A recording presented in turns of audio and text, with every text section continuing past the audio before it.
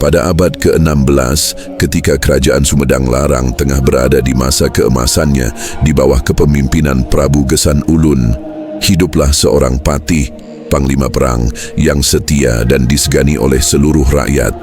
Namanya adalah Jaya Perkasa, seorang lelaki bertubuh kekar, berjenggot tebal, dengan sorot mata tajam laksana harimau hutan galunggung. Ia bukan hanya seorang pendekar, tapi juga penasihat raja dan penjaga pusaka kerajaan. Jaya Perkasa bukan lahir dari darah bangsawan. Ia hanya anak dari seorang pembuat keris di pinggiran Cimalaka. Namun sejak kecil, ia menunjukkan bakat luar biasa dalam ilmu kanuragan dan bela diri. Karena jasanya menggagalkan pemberontakan di perbatasan Tanjung Medar saat usianya belum genap 20 tahun, Prabu Gesan Ulun mengangkatnya menjadi patih. Suatu malam, ketika langit Sumedang diselimuti mendung, kabar buruk datang dari timur. Seorang utusan rahasia mengungkapkan bahwa Kesultanan Cirebon yang sebelumnya bersahabat mulai mengirim mata-mata ke wilayah Sumedang. Prabu Gesan Ulun curiga bahwa Cirebon ingin merebut pusaka Pajajaran, yaitu mahkota emas peninggalan Raja Sunda terakhir yang kini dijaga di Sumedang. Jaya Perkasa pun diberi tugas berat, mengamankan pusaka dan jika perlu, melacak siapa pengkhianat dari dalam istana yang membocorkan informasi rahasia. Tanpa buang waktu, Jaya Perkasa menyamar menjadi rakyat biasa dan menyusup ke wilayah Cirebon. Di sana ia menemukan kenyataan pahit.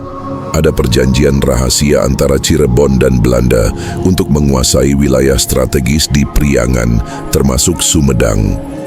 Kembali ke kerajaannya, Jaya Perkasa segera memimpin pasukan untuk memperkuat perbatasan. Perang kecil pun pecah di daerah Ujung Jaya. Meski jumlah pasukan Sumedang kalah banyak, Jaya Perkasa memimpin dengan gagah berani. Ia dikenal memiliki ajian batu gunung, membuat tubuhnya tak bisa ditembus senjata biasa.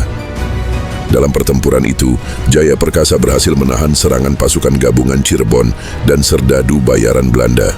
Namun luka dalam membuatnya lemah.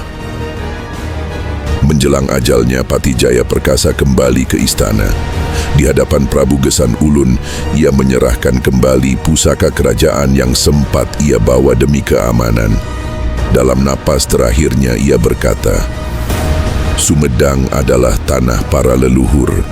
Selama darahku mengalir, tak akan kuizinkan tanah ini jatuh ke tangan penjajah."